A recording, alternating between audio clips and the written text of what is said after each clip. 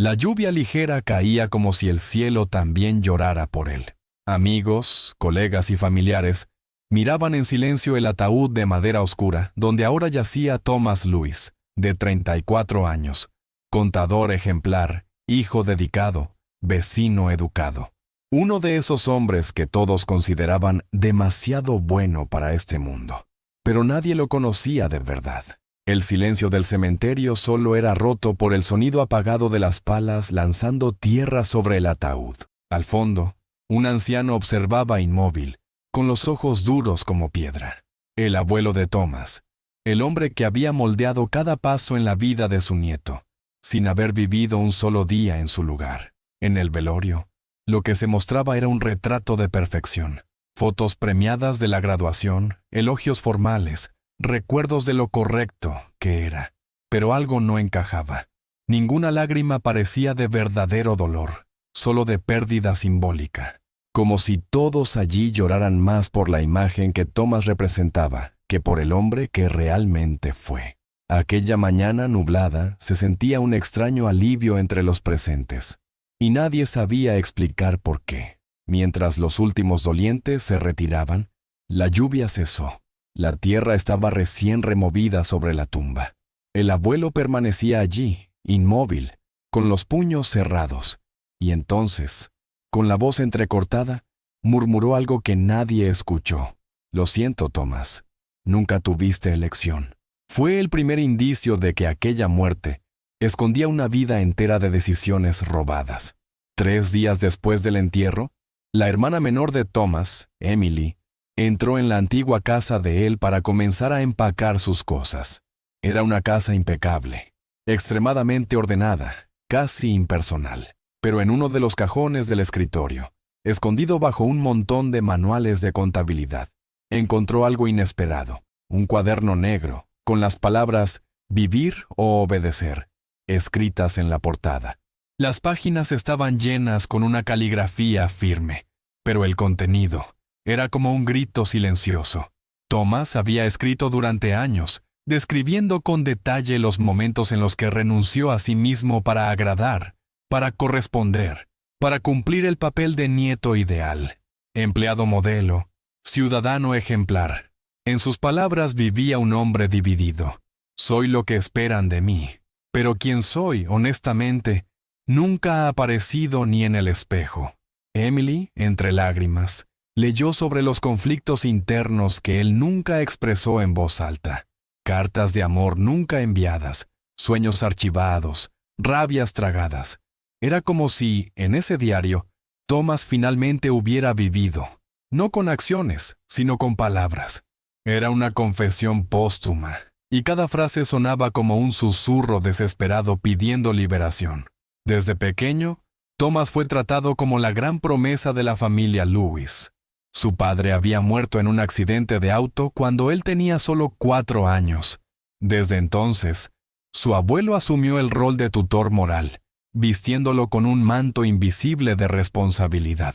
«Tú eres el hombre de la casa ahora», decía el anciano con rigidez, aunque Thomas aún dormía con ositos de peluche.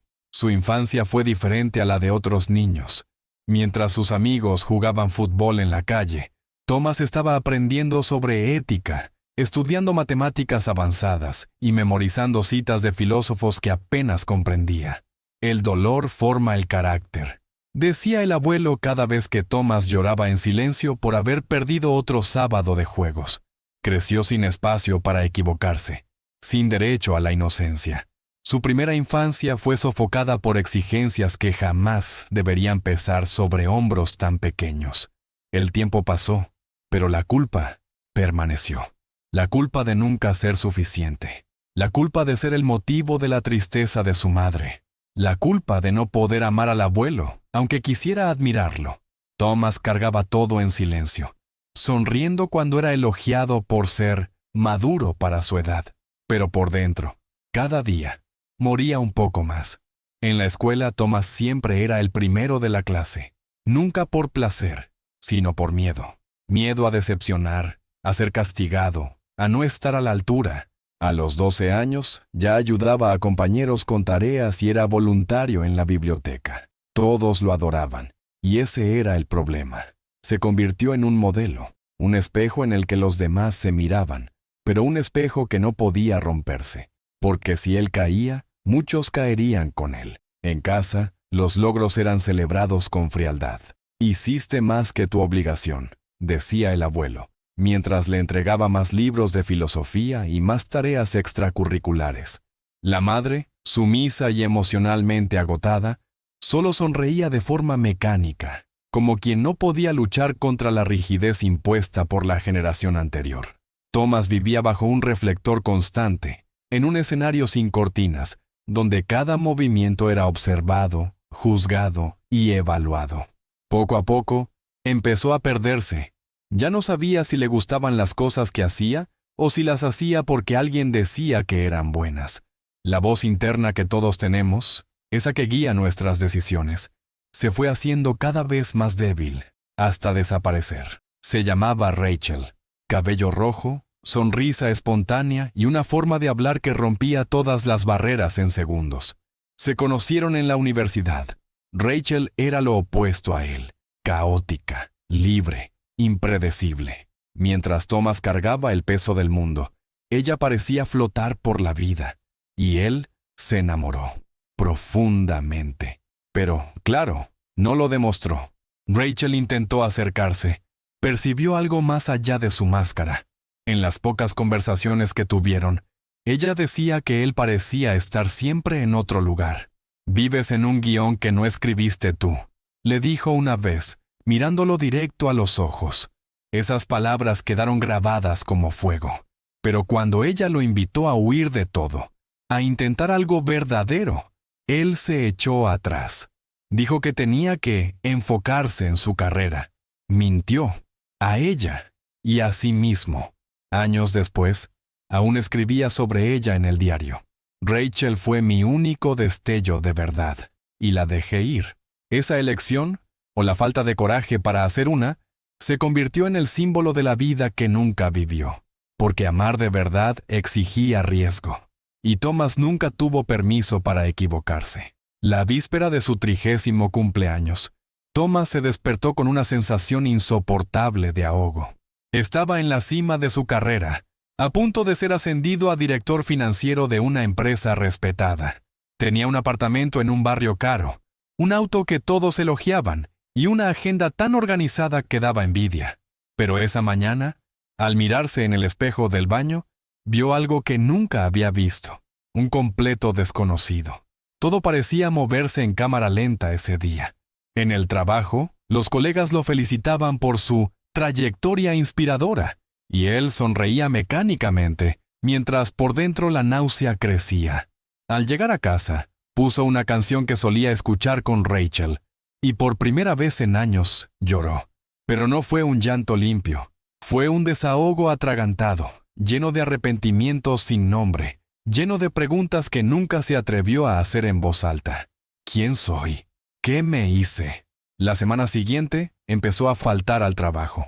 Primero un día, luego 2. Inventaba excusas. Se sentaba en la sala durante horas, mirando la nada.